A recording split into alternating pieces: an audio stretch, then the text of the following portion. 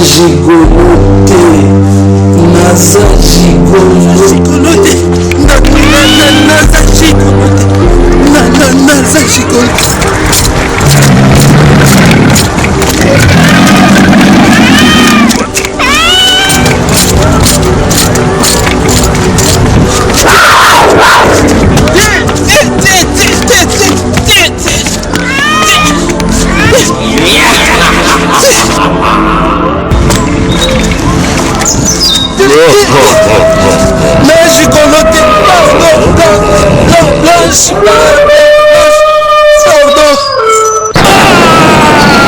La jouer le rôle, incarner exactement ndenge pesa melaki bango et naza très fier na bango basali musala na bango kitoko la mama manœuvrer chikito en tout cas naza très fier ba incarner rôle na bango ndenge sengi vraiment comme ba professionnel au bazali naza très fier na yango ko travailler na bango.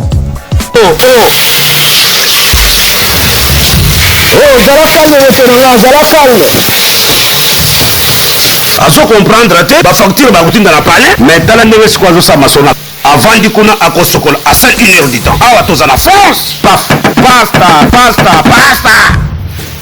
ouf oh Mais on monte au bout.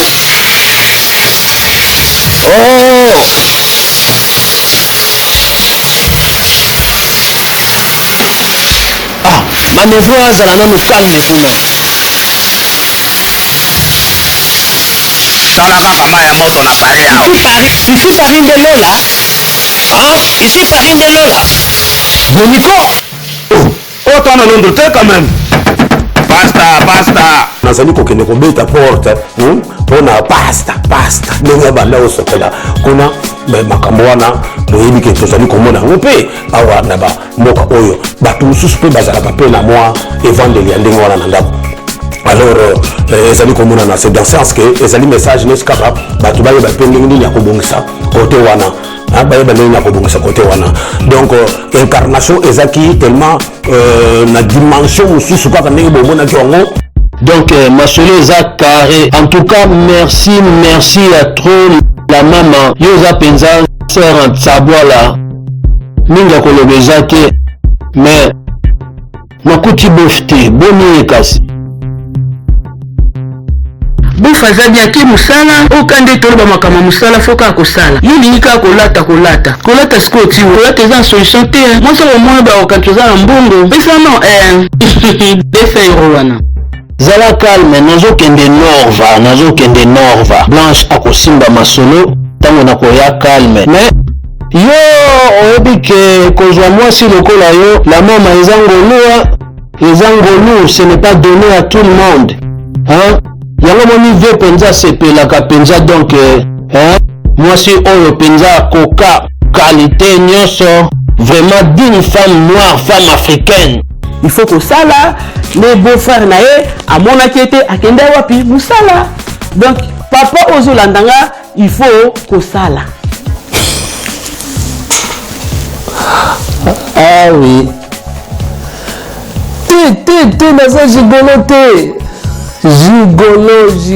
gigolo oui c'est important impression nanga eza très positif eza vraiment positif na rôle oyo na incarné ya pasta naza fier na yango parce que eza histoire moko très bien histoire moko très édifiant très costaud histoire moko oyo ezoparle makambo ebele ya société et beaucoup plus na plan spirituel vraiment naza très content eza histoire moko très réussi et naza très fier nango.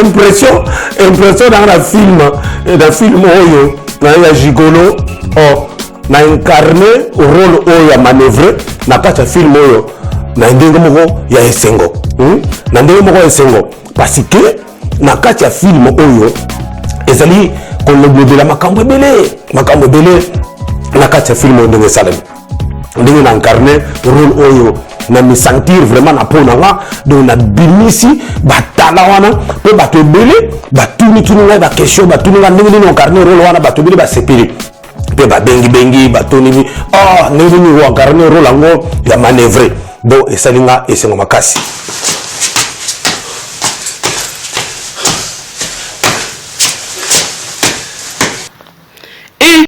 Pasteur Sani Nobina nzambe na ngai nazo préparer concert ndenge moninga boye na église nazali vraiment na besoin to solola yango mukolana na yebisaki tokutana tovanda tosolola occasion pe yango tovanda na tosolola penza na sœur na ngai mangoko to yango wana boye te vraiment yango makamini na oyoka yo eza ndenge ministère na yoki bakomi kobenga kutu na gigolo yango vraiment nazalaki na posa tovanda tokutana tosolola ndenge nkolana na yebisaki tomonana tovanda tosolola penza bien bandi ndenge niti ekoma ti boye okoma na kombo ya gigolo vraiment impression na ngai eza très positif parce que nazwi grâce ya kojouer rôle oyo ya la mama na film oyo ya Pati Luboya.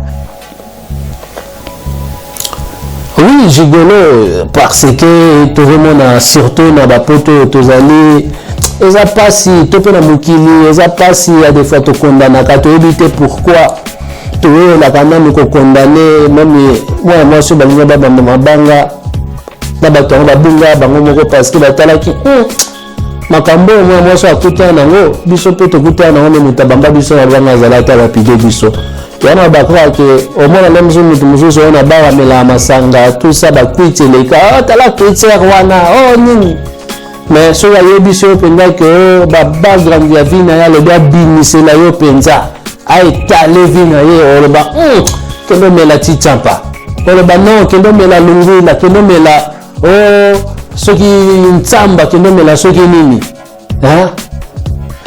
bato mingi banéglijaka bandoto mais ndoto eza eloko moko oyo eza réalité parce que parole de Dieu ezobela biso Dieu parlait tantôt d'une manière d'une autre. Na ba songe, na ba vision nortime. Histoire ya Pati Luboya et puis ça qui passe tout le monde na kufi même quand Hollywood même a réalisé le quoi bon côté ko en live bon muta ko fa filmer en live même a réalisé en monté mais salami la diaspora congolaise ezala qui tellement choqué j'étais tellement choqué et du coup le cola na comprenant que vie moko eza lié na spiritualité to pe histoire moko to pe réalité moko eza lié na spiritualité na comprenant qui part ya nzambe ya même te sala ki kenaza la motiver ya ko réaliser scénario oyo ya ko koma histoire oyo pe ko jouer na ba acteur ba super acteur oyo to travailler na bango na film oyo gigolo. Na film oyo rôle oyo na joué la mama ezali pour encourager ba papa pour na musala donc condamné gigolo total ici ba circonstance naza na gigolo te za ba circonstance et là na mususu yo je moi si oyo mais tellement que la réalité mosusu ozomona ke na mwasi ezobalana te mwasi omona kala mosusu neti ke oyo obende mokanda mpo mwasi na part na ye mpe aviva mpe baréalité na ye mpe azobanga mpe na point na ye la mosusu mobali azwi mokanda okima ngai na omona na attitude na bagissement akomi konyokola mobali sans ke ye moko arendre compte mwasi mpe azane mpe mabe te mais na kobanga wana bato bakoma telema na kobanga père akomi konyokola mobali sans ke arendre compte ke non mobali oyo soki azwi mokanda eza mpona avantage na biso to nini tokondamne moto moko te eza scénario selon la réalité et puis fiction oyo tomeki na kodécortique na scénario mobali amonaki ate mwasi azonyokola nganga mpe nakende luka kote mosusu to amoni proposition ya mwasi mosusu ntango akende kuna pe pesi te oyo wana mpo aza mpe na kobanga mwana mobali awuti deja kote boye mpa na nga ko mpa kotika nga okende su kote mosusu kobanga wana mpo alinga mpe akofre toujours apese mokande te to nini mobali mpo amona lisusu ono oyo azonyokola nga to naza se retrouve te tout ça makambo boye alinga mpe akende su mpa kote mosusu ye mosusu azwi proposition mosusu ete azomima gigolo mais ye moko azorendre compte te azomima gigolo parce que ayebi nde makambo ya kigigolo te me bacirconstance oyo azokutama na yango mpo kati ne eza mposa na ye te me bacirconstance donc brèvement la vie est un combat la vie est un combat makambo so oyaka na vie tolingaka te yango nalingaka te na condamné à des fois eza pasi il y a eu des condamnations babengi gigolo mais nga nalingaki te na condamné tomema yango mwa moke na aspect moko ya kodécortiquer selon la réalité ya vie basta eza ngai eza blanche te moi makasi boye oluti nini eza na makila ya babetinga masi oza na makila te eza nde faux cauchemar pasta donc ezalaki mystique makambo ezalaki ebele ntango na bandi kobisa parce que non ezali ndoto mais ezali nde bare faux cauchemar makambo ba faux cauchemar wana bandeko boyeba teke bandoto mosusu oyo tolotaka il faut komema yango eza na badimension spirituelle. Selon la réalité de la vie, yango vraiment naza très fier ya pour réaliser film oyo histoire oyo et nandenge toujours yango ils ont parlé beaucoup selon la réalité de la société et la vie, ils ont parlé beaucoup plus pour l'aspect spiritualité, ils ont parlé beaucoup même vraiment naza édifié, naza encouragé à des fois te négligeaka ba vision nocturne, ba songe mais eza ba réalité et suka nango sukaka na kokokisama nde tomonaki na pasta ekokisami etuto mpe na parti luboya ekokisami peut-être alotaka mpe bandoto avivaka mpe bavision na négligeaka yango donc eza tout simplement tomeki mwa moke kokota na réalité ya vie physique mpe spirituelle nde epermettre to décortiquer histoire oyo to bimisa histoire oyo naza très fier na réalisation nango mpe na baacteur lelo tozomona bato mingi bazonéglige bandoto mais ndoto eza domaine moko vraiment ya konéglige te parce que ndoto eza réalité tokomona pasta awa na filme na biso anégligeaki ndoto mais ndoto wana eyaki kokomela ye réalité.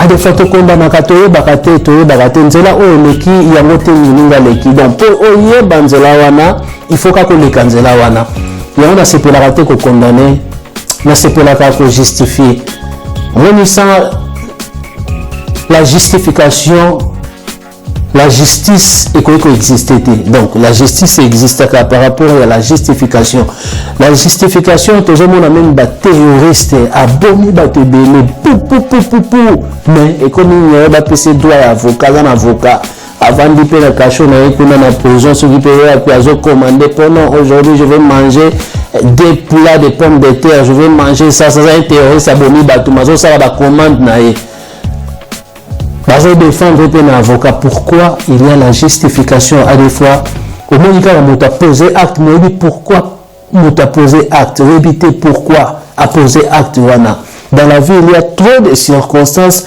na moni makambo belé na vie j'ai compris na comprendre que non surtout à ne pas condamner il faut que yoka moto il faut que yoka ko justifier moto par rapport à la situation na raison ba tout la côté ba situation moko très dramatique la situation moko horrible la vie était combat et puis ça va mettre gigolo mais azane gigolo te et puis ça va mettre moyibi mais azane moyibi te yesu babaka na ikulusu moyibi malédiction tout ça mais azalaki no maudité azalaki na malédiction moko te ezalaka nzela oyo yalekelaki gigolo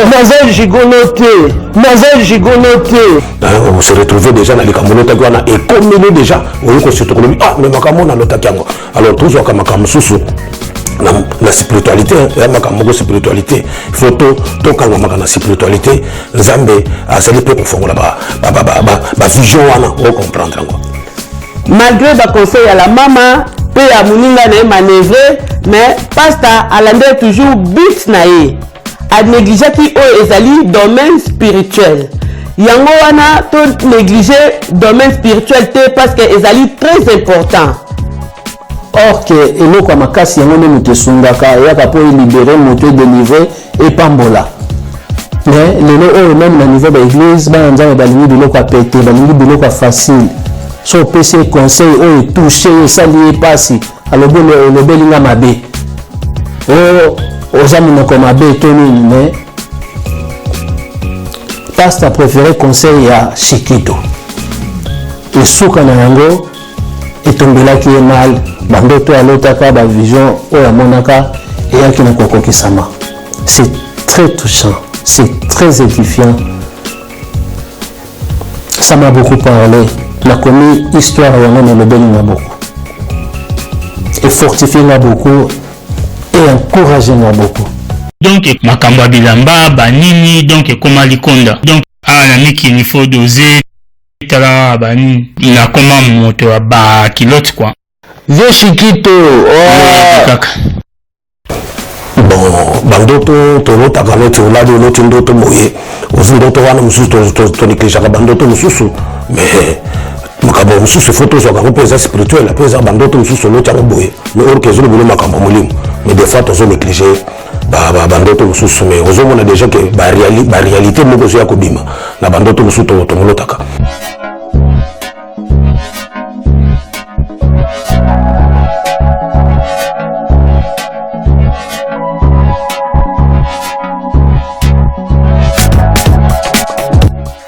Parce que na vie oyo papa na société azo mérité respect, azo mérité dignité. Mais ceux qui papa ozo salate vraiment ba respect wana na ba dignité wana et que ça vraiment passi. Yango wana na jouer qui rôle oyo pona encourager ba papa ba sala bisika bazali koluka eloko moko. Oui, évangéliste, c'est normal. C'est normal, les abatalans, les abatalans, les abatalans, les abatalans, babito multiplier batalans. Vous comprenez, oui, c'est normal qu'on tourne des films, c'est normal, mais de quel film? Les films, ils sont édifiants, ils ont apporté un message, il y a vie, message, il y a sortie, il y a délivrance, c'est quelque chose de formidable. Nous avons d'une manière d'une autre, il faut faire passer le message d'une manière d'une autre. Et là, on a compris ce qui te le but tout na évangile les années tout simplement qu'on fait quitter moto namabe à malam topé des ténèbres à la lumière, c'est ça l'évangile. Qu'on fait passer le message yamabe mais ya malam, c'est ça l'évangile. C'est ça l'évangile. Donc yango par la grâce de Dieu toujours vraiment qu'on faire passer le message nous sommes en association à cœur, ils ont la scénario, ils ont la prédication, la campagne d'évangélisation.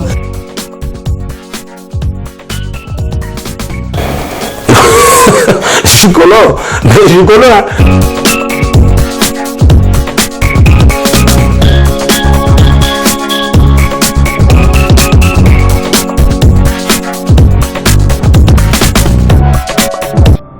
Ce qui mille balles et quoi, n'a aucun de la Norvège, pas de problème.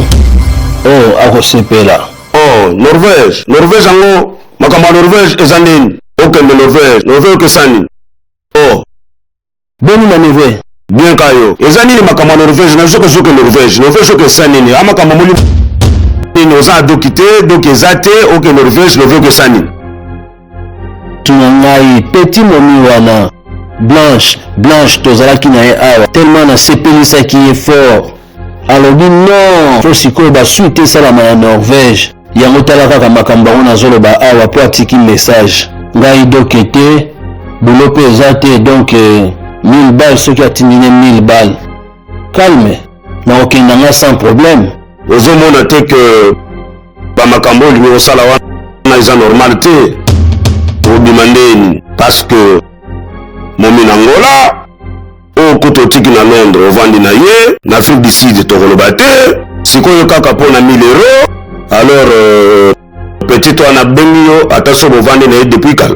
Est-ce que aux hommes, on a dit que Robima Gigolo, on a 1000 euros. Gigolo, hein? Obima Gigolo. Ah, ma poto. Nga Gigolo.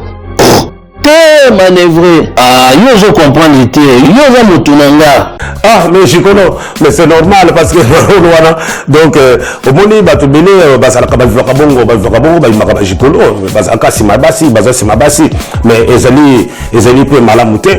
Il faut kozwa makasi moko ya kozala pe irresponsable ya kozala sima kaka ya bandeko ya basi esalaka bien te. Donc il faut bandeko nanga na rôle wana ndenge kaka na joie kinde na pesa pe conseil bandeko ezali ka dans le sens que moto ayeba déjà kozala quand même responsable que kozala je connais ko tourna ka sima basi wana pesa pe respecter. Donc dans ce sens là ndenge na tourna ki na kati ya masolo wana film wana donc pour na ko bisa ndeko nanga pasta donc voilà kozala je connais pesa malamte par rapport ya bandeko mbali oyo tozana poto partout dans l'Afrique. Donc il faut kozala mo mbali kozwa ba responsabilité ezala pe ya wana rôle wana ndenge tosala ka wana film.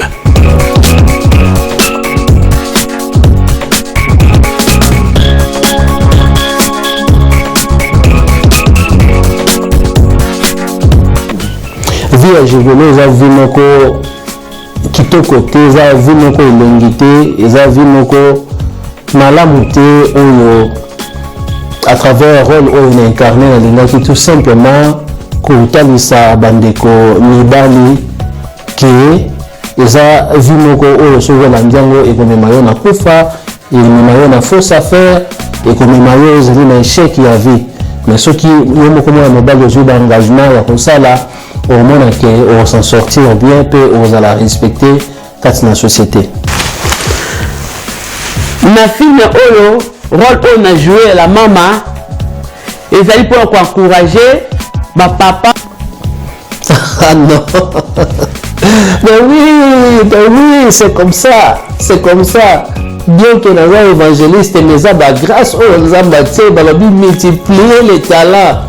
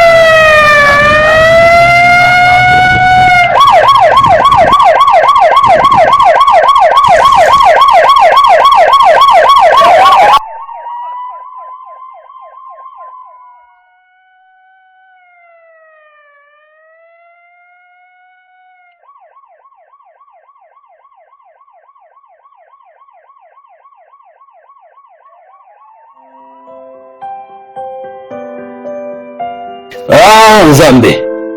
Bambila na penza banga babulanga. Ils ont toujours en guise à multiplier les talents parce que les talents aux alliés, pasteur Norbert a des talents énormes. Il a des talents la mama, la chiquito, la chela matumona, parce qu'on a des talents et yango vraiment tout ça que exploiter yango, coacher yango, na service aux alliés, la Nzambe, na service aux alliés à peuple, la Nzambe pour la édification et corps du Christ. oyo wana ozomona wana eza mairie na biso mpona kozwa bisi awa oke na coin ozwi droite Mairie na bino yangoyo. oui oyo ozomona wana eza mairie na biso ya Paris yango wana soki olingi ozwa bisi oke boye okatisi droite bafrance oyo ozomona oyo nga vie no shikito nazwa 3 ordre ekite na mboka oyo France oyo tozomona nalakisi yo mairie yango wana nazwila badroit dekite na mairie ozomona wana mais toujours tozali na bango kaka mayele navanda oyo ati lelo nde omoi makambo yango epesi boye. Ah, 3 ordres de quitter le territoire. Oui, 3 ya kolandana na ntango ya Sarkozy ni atanga lisusu inane nazala libanda France.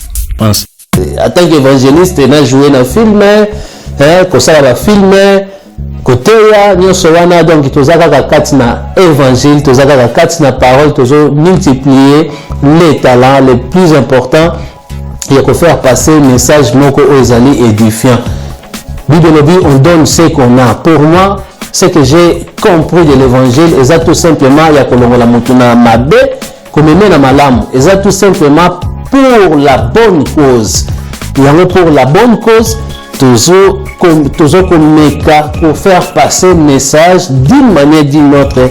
On nous a permettre tout la prédication dont on peut prêcher dans la film, on peut prêcher dans l'église, dans la campagne d'évangélisation d'une manière d'une autre. On toujours le cas tout le message talent wana ezali kat na évangéliste donc exemple même taper ça la talent yango toza vraiment qu'on multiplier yango et tout le côté quand on a été la grâce wana ezali tout le monde sala yango en tant qu'évangéliste, c'est normal, qu'on fait passer le message à bonne cause.